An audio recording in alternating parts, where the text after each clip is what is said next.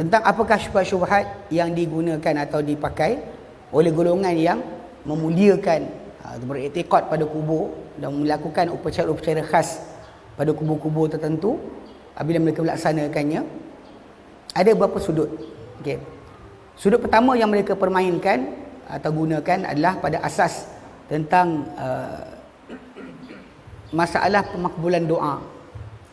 Mereka tak melihat atau mereka cuba tanamkan kepada masyarakat doa yang dilafazkan oleh kita semua ni tak sampai atau payah nak sampai kepada Allah Subhanahu Wa Taala, melainkan dengan perantara orang-orang tertentu. Kalau orang tu hidup, dia akan kait dengan hidup lah. Jika tidak, kalau orang yang hidup tadi mati, dan mati pun masih lagi. Dia mulakan dengan tajuk itu. Tajuk bahawa pemakbulan doa. Sedangkan kita dalam Islam diajar oleh Nabi SAW bahawa Allah Ta'ala mendengar doa kita semua. Tak ada siapa yang tidak didengar oleh Allah Ta'ala. Cuma cara pemakbulan doa tersebut Allah Subhanahu Wa Ta'ala menentukan untuk kadar masing-masing. Kita ada kadar kita, kan? Abang-abang kita ada kadar dia, kakak-kakak ada kadar, semua sekali, prof ada, ustaz Ihsan ada, semua ada kadar tersendiri. So doa yang kita lafazkan tadi terikat dengan kadar yang Allah Ta'ala tentu untuk kita. Itu yang kita belajar secara sunnah. Jadi mereka ni nakkan keluarbiasaan. Sebab macam kita sebutkan tadi, kewujudan orang yang keturunan Tuhan ataupun orang sakti dalam masyarakat, maka orang-orang ni dianggap sebagai boleh menaikkan terus doa tadi. Lepas tu mereka kaitkan dengan tajuk masalah orang-orang soleh tidak mati dalam kubur. Dia datangkan syubhat. Contoh dia katakan bahawa Nabi SAW dahulu pernah bersabda berkenaan diri baginda sendiri bahawa selawat yang kita selawatkan, salam yang kita ucapkan kepada Nabi SAW adalah benar disampaikan kepada baginda SAW. Tentang salam, Nabi kata innalillah malaikatan sayyah, ada para malaikat yang bersia-sia di muka bumi menyampaikan kepadaku dari umatku salam. Dan Nabi pernah sebut juga, Nabi kata banyakkanlah selawat ke atasku kerana selawat kamu akan dibentangkan kepadaku. Para sahabat kata, ya Rasulullah, macam mana kau nak terima selawat kami sedangkan kau telah menjadi reput dalam tanah? Nabi kata Allah Ta'ala mengharamkan ke atas tanah untuk bumi, tanah untuk makan jasad para anbiya. Hadis tu. Kemudian hadis Nabi SAW yang Nabi nyatakan, apabila seorang manusia tu melintas pada kubur orang yang dikenal di dunia dahulu, dia bagi salam, Allah Ta'ala akan kembalikan roh orang tersebut untuk dia menjawab salam. Dan kisah berkenaan dengan Nabi SAW berkata-kata kepada pembesar-pembesar Quraisy yang mati dalam perang Badar. Nabi bercakap kan kepada Nabi, sebut nama satu demi satu.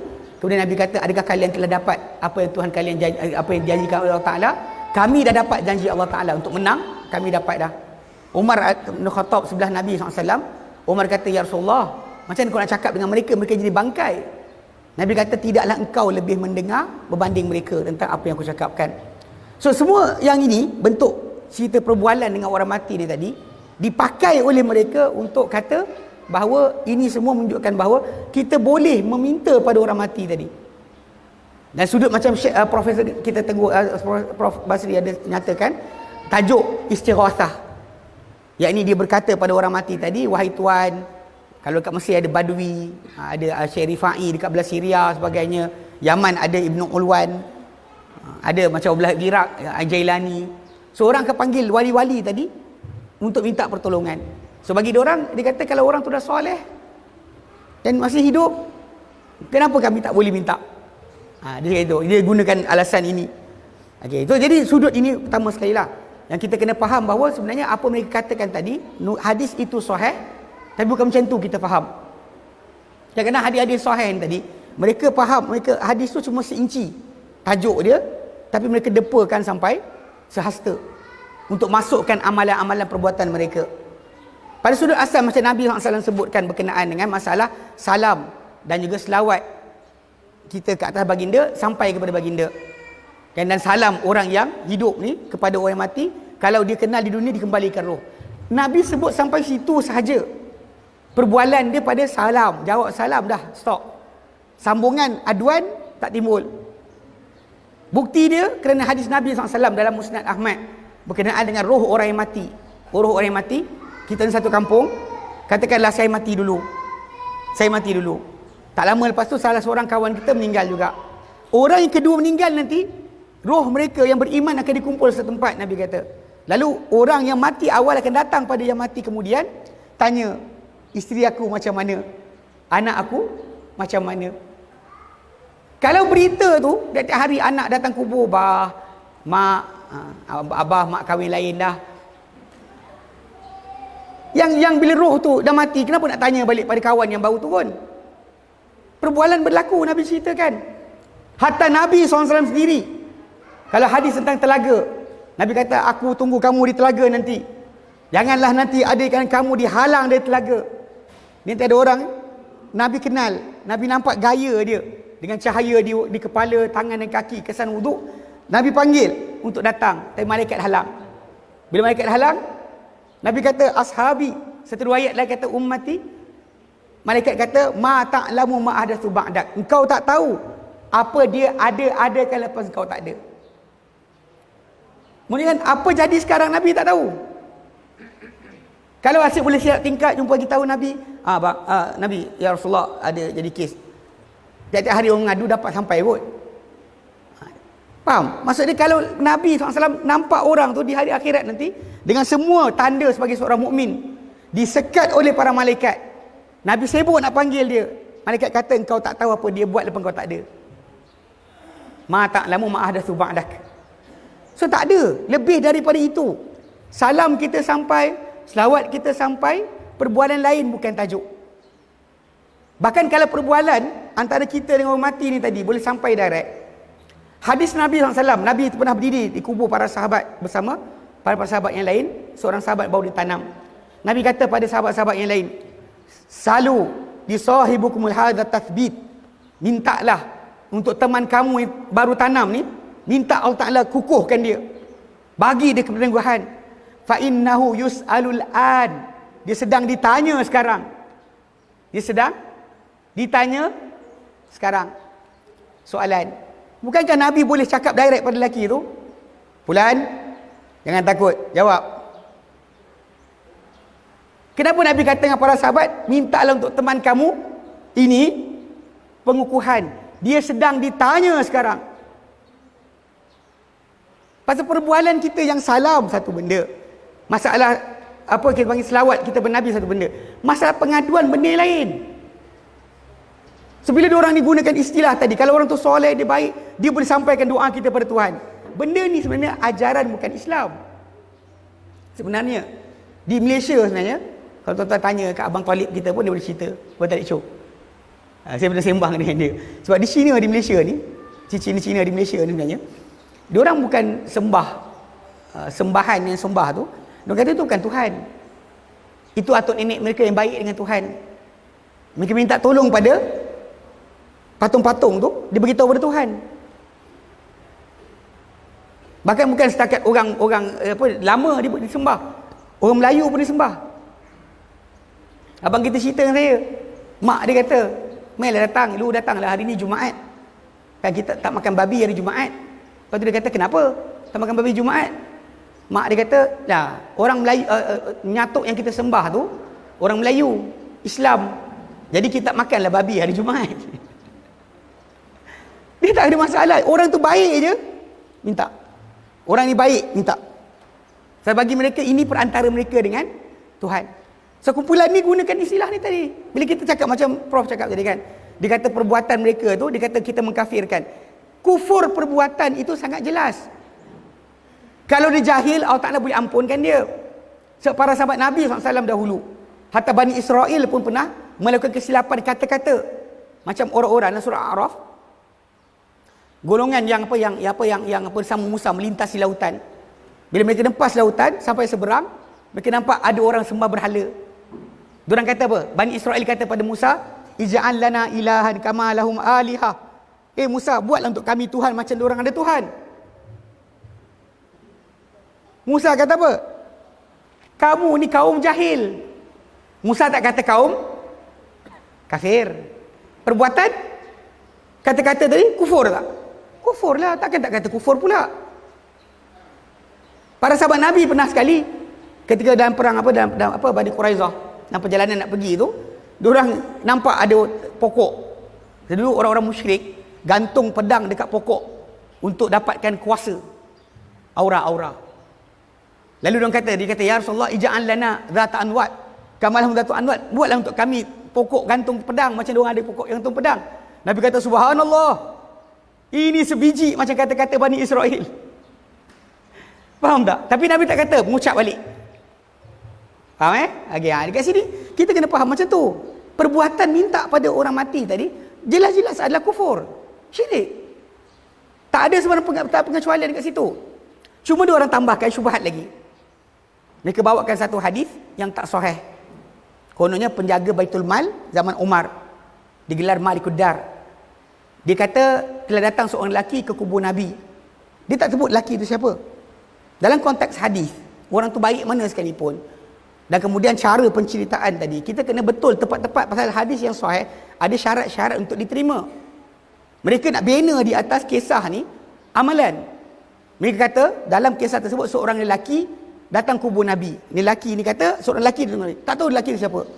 Badui tak pelik. Seorang badui yang duduk padang pasir datang jumpa Nabi, sekat tengkuk Nabi pun boleh buat. Jumpa Nabi dia kata, "Hey Muhammad," macam tu je. Tapi itu bukan adab Islam yang betul. Cuma Nabi kadang-kadang relax. Nabi biarkan sebab diorang ni baru lagi, hati dia tak betul-betul faham. Para sahabat yang senior tak boleh tanya soalan bukan-bukan. Mereka tanya soalan bukan-bukan. Nabi tengah atas mimbar, "Ya Muhammad." Dia cakap macam tu je tau. Nabi layan. So, jadi kalau lelaki tadi badui, dia kata, "Hey Muhammad, mintalah hujan untuk Tuhan, untuk umat kau tak nampak apa jadi?" Kononnya seorang lelaki lagi bermimpi. Dia cerita ni tentang lelaki ni, kononnya tukang jaga Baitul Mal zaman Umar. Dia kata ada seorang lelaki datang jumpa, pergi kubur Nabi. Kemudian ada seorang lelaki lain mimpi pula. Tak tahu siapa, bukan sahabat Nabi. Tak sebut pun sahabat Nabi ke siapa. Dijadikan kisah yang tak sahih ini sebagai sandaran. Sedangkan kita ada kisah macam ni, Umar bin Khattab minta hujan kepada Allah Ta'ala menggunakan doa bapa saudara Nabi Abbas. Dengan terang-terangan depan orang ramai, Umar kata, "Ya Allah, kami dahulu minta hujan minta kepadamu hujan dengan nabimu." Dulu kami kata, "Rasulullah, hujan kemarau." Nabi angkat tangan dari ketika khutbah, hujan turun. Sekarang Nabi dah mati, kami minta hujan kepadamu dengan bapa saudara nabimu. Bapa saudara nabimu itu Abbas. Wahai Abbas, doa. Abbas angkat tangan doa, dan hujan pun turun. So tak ada timbul tajuk masalah kubur dekat situ. Tapi kumpulan ni masih tekankan nak kubur.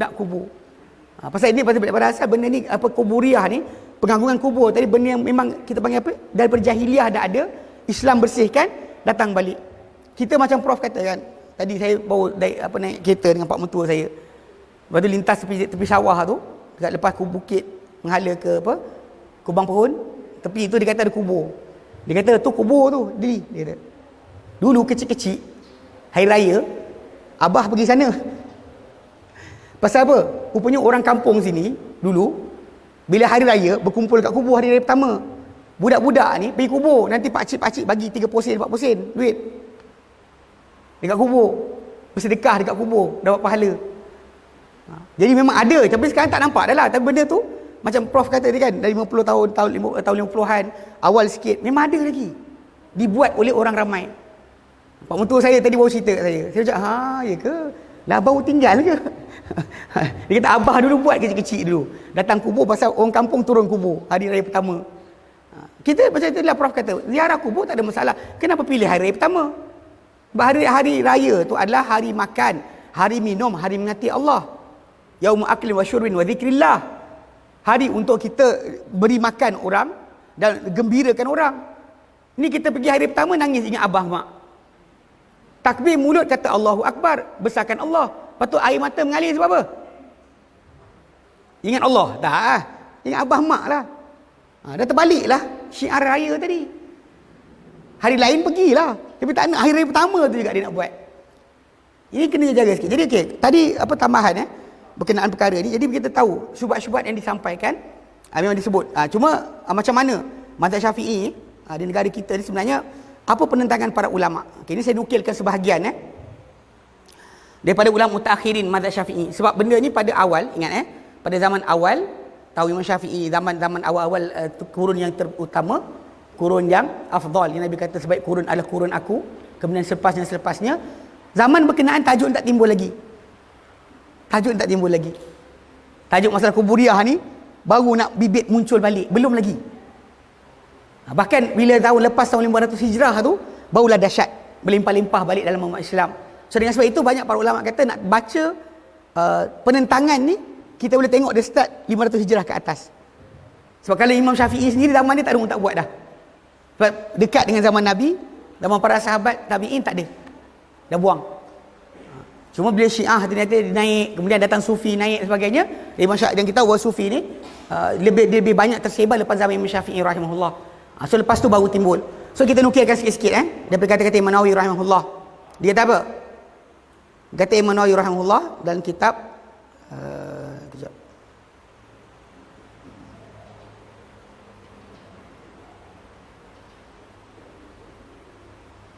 Dan kitab Syarah Sahih Muslim, Syarah Sahih Muslim. Syarah Sahih Muslim jilid 5 muka 12. Kata Imam Nawawi rahimahullah, berkata para ulama lepas dinukilkan hadis berkenaan dengan perbuatan mengambil kubur sebagai masjid. Kata Imam Nawawi rahimahullah, hanyalah melarang Nabi SAW daripada perbuatan mengambil kubur baginda dan kubur selain baginda sebagai masjid, bimbangkan terhadap pelampauan dalam mengagungkannya, serta orang akan terfitnah atau teruja dengan kubur-kubur tersebut. Tapi kadang-kadang memang itu berlaku. Seorang minta jadi, dua minta jadi, orang ketiga, jadi bang. Kita masyarakat kita Islam kita di Malaysia ni dia ada masalah. Bahkan saya tengok dalam satu video Syekh Ali Jumaah, seorang ulama daripada Azhar kan. Dia kata memang yang kita bincang ni tak ada dalil hadis Quran, tapi kita ada mujarab, ada orang test dan jadi. Benda ni test dan jadi ni bukan Islam je, Buddha pun ada cerita, orang Hindu pun ada cerita yang sama. Dia test jadi. Ini bukan dalam Islam. Islam, apa-apa amalan kita nak sebarkan, kita nak tekankan, kita nak galakkan, perlu kepada dalil, bukan hanya kerana jadi. Jika tidak nanti ada masalah. Orang tu kata saya buat macam ni, jadi. Orang Hindu cakap kami buat macam ni, jadi. Last sekali awak ikut siapa? Okay, kat sini dia kata barangkali dia kata bahawa itu kepada kekufuran, macam mana berlaku kepada banyak daripada umat-umat yang terdahulu. Hanyalah dia kata yang diperlukan oleh para sahabat radhiyallahu taala alaihim dan para tabi'in kepada penambahan di dalam masjid Rasulullah SAW ketika mana banyak orang Islam. So bab masjid tu dilebarkan, para sahabat makin lebar tu sebab bertambah orang Islam dan pertambahan sehingga masuk rumah-rumah, bukan rumah Aisyah saja, semua rumah Ummahatul Mukminin. Sebenarnya kalau nak fahamkan bilik yang kata bilik kubur Rasulullah SAW tu, bilik Aisyah tu, itu sebenarnya depan dia ada bilik, sebelah dia ada bilik, dia bilik hujurat. Semua sekali dimasukkan ke dalam masjid. Itu dia kata yang termasuk sekali di antaranya bilik Aisyah radhiyallahu anha yang ditanam Rasulullah SAW dan dua sahabat baginda, itu Abu Bakar dan Umar dalamnya. Mereka bagaimana pada kubur tersebut dinding yang tinggi dan berkitar di atasnya. Sebenarnya bila orang ngadap pun takkan dapat hadap kepada kubur direct. Bahkan belakang tu dibuat sengit untuk tidak ada sebarang penyembah sujud atau rukuk ke arah kubur. Ya. Dia kata sini supaya tak zahir pada masjid, lalu disolat kepadanya oleh orang awam, yang bawa kepada perkara larangan, seperti kemudian dibina dua dinding lagi daripada dua tiang kubur yang belah utara, dan mereka sengitkan dia tak lurus sehinggalah tidak mungkin untuk sesiapa menghadap kubur. Kerana ini kerana baginda telah bersabda dalam hadis berkenaan, ada sambungan hadis sebut, walaula dzalika la abraza qabrahu, kalau bukan kerana itu saya akan dibiarkan nampak aja kubur baginda SAW. Namun dibimbangi akan diambil ia sebagai masjid. Ini kata Imam Nawawi rahimahullah. Kemudian beliau berkata lagi, bimbang daripada pelampauan pengagungan baginda tadi diterangkan. Itu Imam Nawawi. Kedua kita ambil daripada Ibnu Rif'ah, ulama Syafi'i yang mati tahun 710 Hijrah. Dia kata apa? Tiada pertelingkahan pada bahawa kalaulah seorang tu berkata, aku menyembelih untuk Nabi SAW atau mendekat diri kepada baginda, maka tidak ada persanggahan bahawa tidak halal dimakan daging tersebut. Kalau tu kata aku sembelih untuk Nabi, dia kata azbahu lin nabi aw taqarruban ilaihi innahu la yahillu akluha. Okay, dan nas, dia kata dalam nas kalimah Syafi'i dan kita al-um, bahawa seorang tu kata ahlal tu biha li Isa bin Maryam harum akluha. Kalau orang tu kata aku persembahkan sembelihan ini untuk Isa bin Maryam, maka ia haram untuk dimakan. Ini semuanya adalah kerana untuk mengelakkan akidah atau kepercayaan kuburiah itu. Okey. Kemudian kata-kata beliau ni telah disepakati oleh Ad-Damiri yang mati tahun 808 Hijrah. Dia kata dia dalam nukiskan satu nas daripada Imam Syafi'i Allah, dia kata idza qala adbahu lin nabi, kalau orang tu kata aku sembelih untuk nabi atau mendekat diri kepada baginda, bahawa ia tidak halal untuk dimakan. Ini semua ni nas ni yang diorang kata nas Imam Syafi'i ni sebab ada kaitan dengan masalah cara sebelum daripada Islam dahulu. Dan bahkan kalau kita lihat pada masyarakat Islam kita di Malaysia pun, saya ingat dekat belah Keramat, abang ipar saya cerita, memang ada tempat geng-geng tu datang kat kampung Datuk Keramat tu, dekat Keramat diorang memang sembelih binatang buat kenduri untuk hari ziarah kubur wali-wali tadi. Bahawa ipar saya kata kecil-kecil nak makan daging payah, situlah tempat makan daging. Dia masak gulai sedap, letak daun pisang, makan. Budak-budak ni pergi datang. Ini jaga-jaga sikit. Dia berkata Al-Hafiz Syamsuddin Az-Zahabi yang mati 748 dalam dia punya penjelasan mengenai Sayyidah Nafisah binti Amirul Mukminin Hasan bin Zaid bin Hasan bin Ali radhiyallahu anhuma. Ini pasal dia jadikan kubur dia sebagai tempat untuk hajat dan sebagainya. Dikata oleh kerana kejahilan orang-orang Mesir pada kubur tersebut, ada i'tiqad yang melampaui akan sebarang gambaran. Dan tidak harus daripada apa yang dalamnya dari kesyirikan. Banyak benda diorang buat tu sampai ke kesyirikan. Mereka sujud kepadanya. Mereka menyentuh kubur-kubur tadi untuk keampunan. Dan itu adalah daripada benda-benda yang dimasukkan oleh golongan Abidiyah ataupun kumpulan Fatimiyah di Mesir dahulu. Diorang ajak orang ramai untuk percaya macam tu. Sentuh kubur dapat hapus dosa.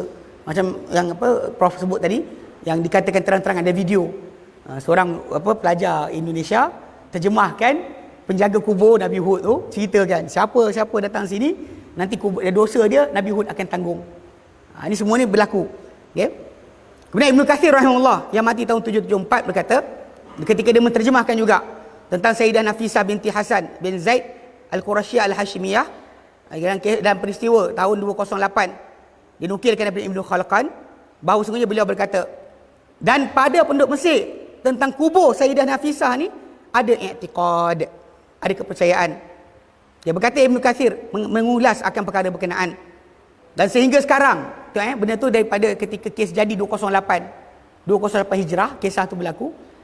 Ibnu Katsir dia mati 774. Dia kata sampai sekarang tahun 700 Hijrah tu, dia kata masih lagi berlaku. Dia kata sehingga sekarang melampau orang-orang awam pada i'tiqad mereka tentang kubur Sayyidah Nafisah, dan pada selainnya dengan sangat banyak kepercayaan, terutama orang awam Mesir, kerana mereka dahulu menuturkan kata-kata atau gambaran dengan yang sangat teruk dan melampaui batas yang membawa pada kekufuran dan kesyirikan, dan lafaz-lafaz yang banyak yang seharusnya diketahui bahawa ia tidak harus, yang dia kata, dan sehinggalah dia kata, dan yang seharusnya adalah seorang itu beriktikad padanya apa yang layak, seumpama yang diiktikad kepada wanita-wanita yang soleh. Iktikad patutnya ada pada wanita soleh. Dan sebenarnya asal bagi ibadat atau penyembahan bagi berhala adalah pelampauan pada kubur dan juga orang-orang dalam kubur. Dan Nabi SAW telah merintahkan dengan pendataan kubur. Antara benda Nabi suruh Ali bin Abi Talib ketika Fatul Makkah masuk, Ali suruh apa? Jangan Ali nampak sebarang kubur yang naik bonjol, kecuali Ali ratakan. Kalau ikutkan Ali bin Abi Talib, nampaklah kubur kat tempat kita, tak tahu apa jadi. Jadi bukan tanah tu tinggi pun diratakan. Sebab tak nak bagi sebarang i'tiqad atau kepercayaan pada masyarakat. Macam yang Profesor sebut tadi kan, apa bawa pada haram adalah haram. Tak boleh dibiarkan. Jadi pecahkan. Dan pelampauan pada manusia adalah haram. Dan barang siapa mendakwa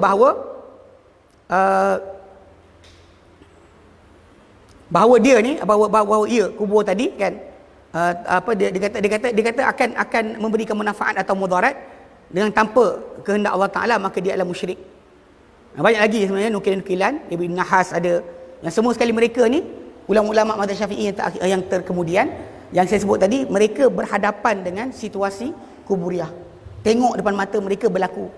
Kalau kita patah balik pada zaman imam-imam dahulu, mereka keluarkan teori je. Macam Imam Syafi'i kata, barang siapa buat aku sembah untuk sekian, sembelih untuk Nabi, tak halal makan. Tak boleh halal tak makan. Sebab benda tu adalah bukan dengan bentuk yang dikehendaki oleh Allah Subhanahu Wa Taala, dipersembah untuk selain Allah Taala, walaupun demi kerana Nabi, demi kerana Nabi sallallahu alaihi wasallam. Jadi dengan sebab itu, kalau kita nak fahamkan, itu sudut utak penting lah yang kita kena prihatin. Saya sebut dari sini memang macam-macam Prof cakap. Di Perlis ni kadang-kadang benda ni tak wujud. Saya ingat balik beberapa tahun lepas, mungkin 5-6 tahun lepas, tajuk tentang